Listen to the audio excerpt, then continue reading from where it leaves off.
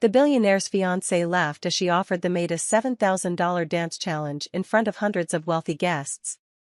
Everyone expected humiliation, until the billionaire himself walked through the ballroom doors and froze when he recognized the so-called maid. Before we dive into it, tell me in the comments where you're from. I love seeing the different places people tune in from. And if you're new here, don't forget to subscribe so you don't miss more stories like this. Now, stick with me. Brenna Hale quietly adjusted the tray in her hands as she worked as temporary banquet staff at one of the most extravagant engagement galas the city had ever seen. The celebration honored her younger sister, Kelsey Hale, whose upcoming marriage to billionaire heir Griffin Mercer had brought together politicians, executives, and wealthy families under one roof. Brenna had no interest in the glamorous event. She had accepted the catering shift for one reason only: to earn enough money to help pay for a close friend's urgent medical bills.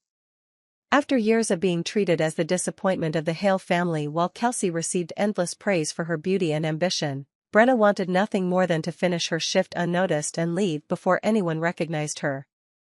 She kept her head down, served drinks with quiet professionalism, and avoided eye contact with the guests. For a while, it seemed her plan would work. But as she approached the head table, Kelsey suddenly looked up and recognized her older sister in the server's uniform. A slow, mocking smile spread across her face. Instead of letting Brenna walk away, Kelsey saw the perfect opportunity to entertain the elite crowd by turning her own sister into the evening's biggest joke. Kelsey clinked her glass with a spoon, drawing everyone's attention before pointing directly at Brenna. "Why don't we make tonight a little more entertaining?" she announced with a bright smile. "Our hard-working maid deserves a chance to earn a little extra." The ballroom grew quiet as Brenna froze in place. Kelsey continued, "I'll pay her $7,000 if she gives us a dance right here on the floor." Laughter erupted across the room. Several guests applauded while others shouted for Brenna to accept the challenge, treating the moment like harmless entertainment.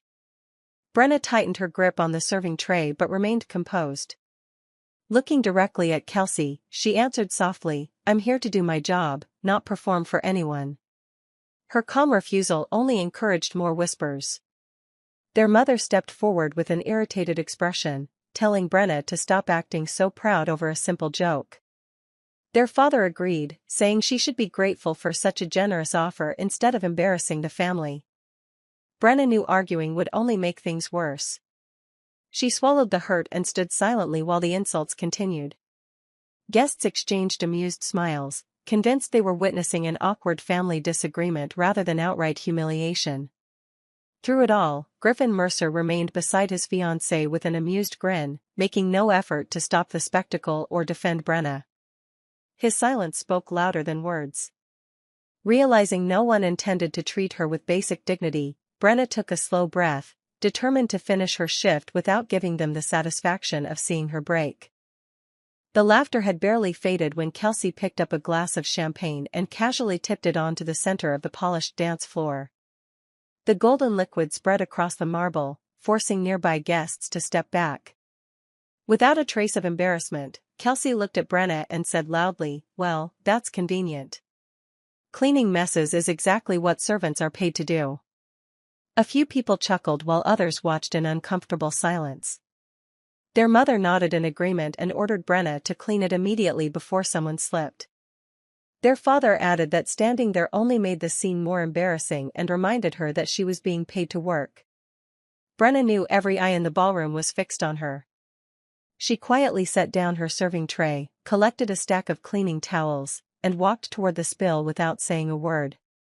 As she knelt on the floor, conversation slowed, replaced by whispers spreading from table to table. Some guests exchanged sympathetic glances, clearly recognizing that the situation had crossed the line from playful teasing into public humiliation. Others laughed openly, treating the moment as another form of entertainment at the lavish celebration. Brenna focused only on wiping away the champagne, refusing to let anyone see the tears threatening to form.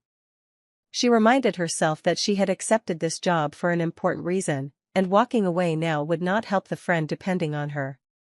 She checked the clock mounted near the ballroom entrance and quietly counted the remaining time.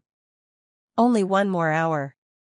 If she could endure 60 more minutes, she could leave this place behind and never look back.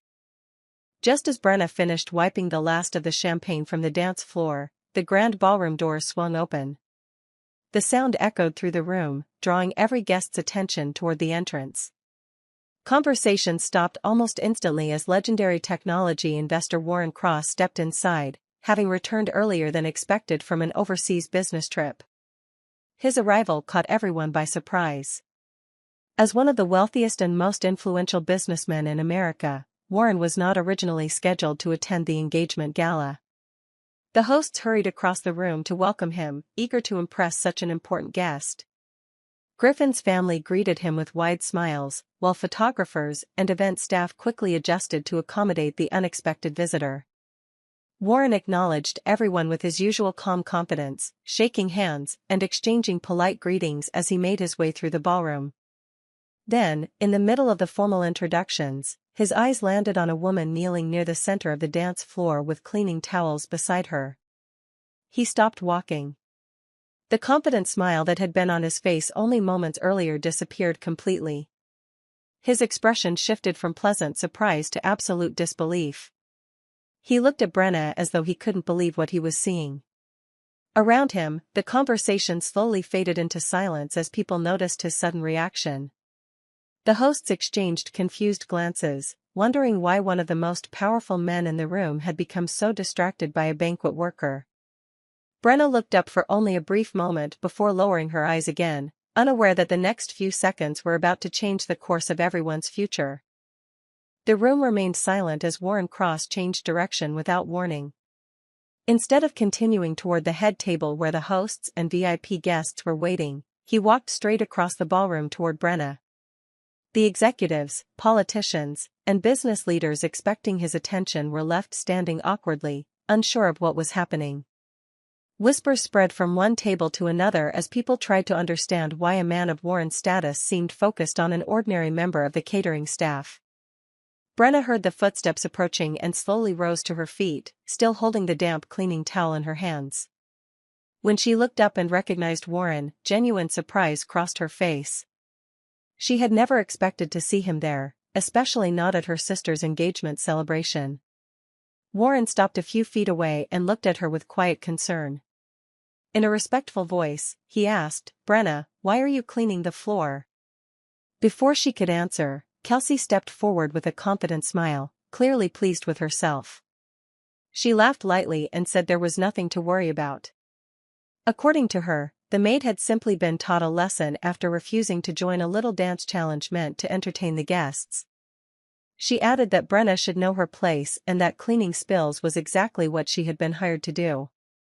Several guests nodded, expecting Warren to laugh along or ignore the explanation. Instead, his eyes remained fixed on Kelsey. The warmth disappeared from his face, replaced by a sharp, unreadable expression. The temperature in the room seemed to drop as his calm demeanor turned unmistakably cold, leaving everyone wondering what would happen next. Warren kept his eyes on Kelsey for a long moment before speaking in a calm, controlled voice. "Do you actually know who Brenna is?" The question caught everyone off guard. Kelsey laughed as though it were the easiest question in the world to answer. She folded her arms and confidently replied that Brenna was simply her older sister, the one who had walked away from the family years ago and never amounted to anything. She added that Brenna was now working temporary catering jobs just to make ends meet, proving every choice she had made had been a failure. Their parents quietly nodded, believing there was nothing more to the story. Warren listened without interrupting. When Kelsey finished, he slowly shook his head. "No," he said firmly. "You've all made a terrible mistake." The room grew still as every conversation came to an end. Warren explained that Brenna was the private owner of Cross Harbor Capital, an investment company that operated so quietly most people had never heard her name. Over the past several years, her firm had legally purchased the debt portfolios connected to both the Hale family businesses and the Mercer corporate group. Every major financial obligation they owed had been transferred under her company's control. Warren added that he wasn't revealing confidential information lightly, but the disrespect shown to Brenna made silence impossible. A wave of disbelief swept across the ballroom. Guests stared at Brenna, then back at Warren, convinced they had misunderstood. Kelsey let out another nervous laugh, insisting the story had to be some kind of joke. No one could imagine that the woman they had mocked only moments earlier could hold that much power over two of the wealthiest families in the room. The silence lingered as confused faces turned toward Warren, waiting for him to admit it had all been a misunderstanding.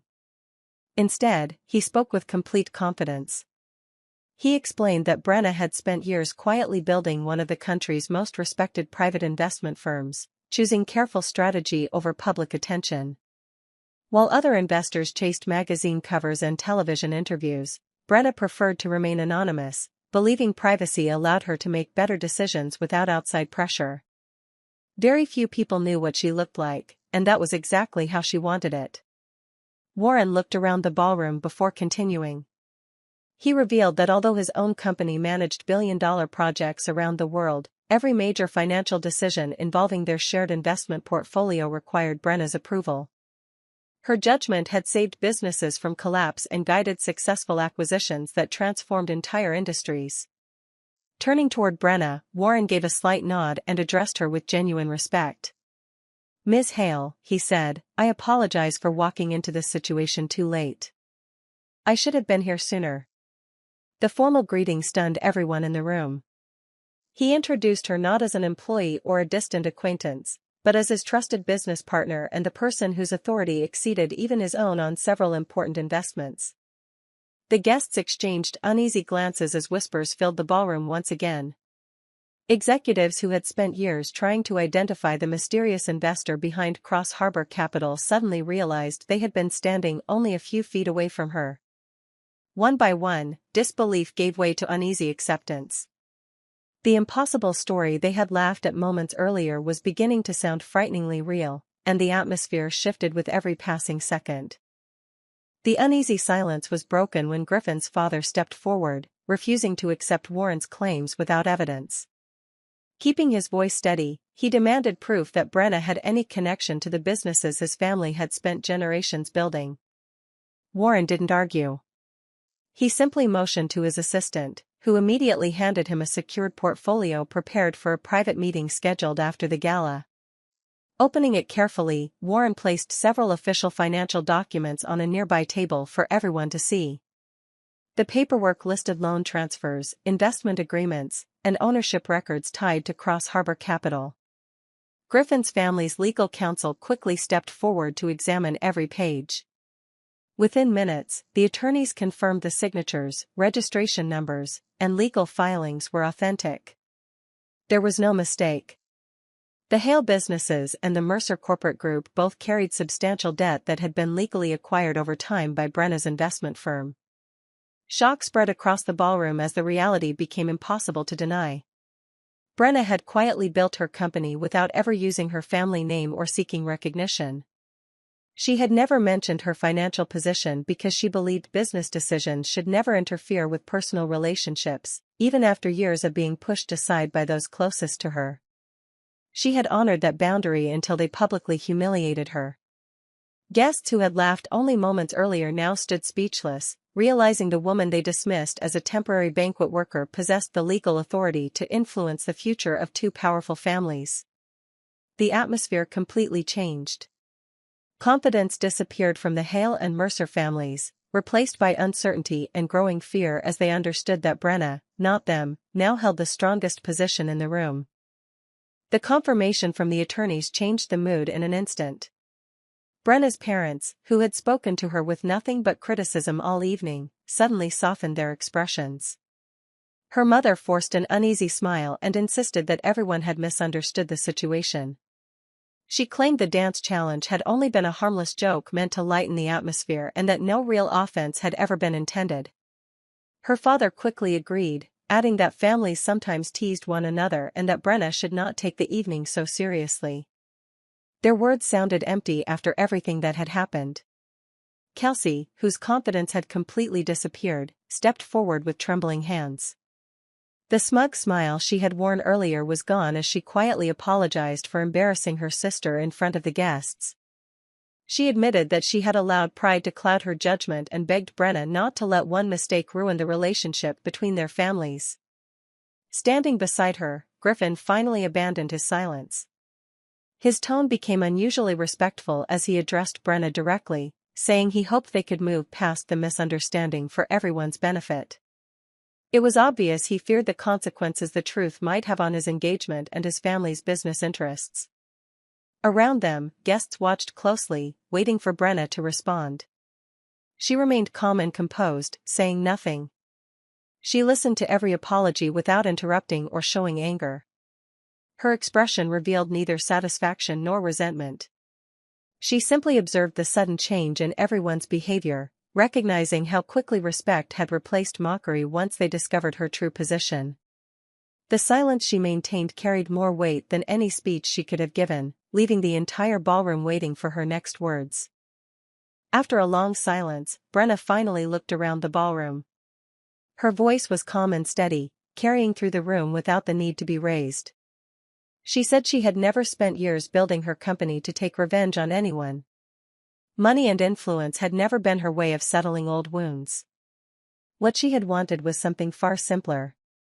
She had only hoped for the same respect, kindness, and dignity that any daughter deserved from the people who called themselves family.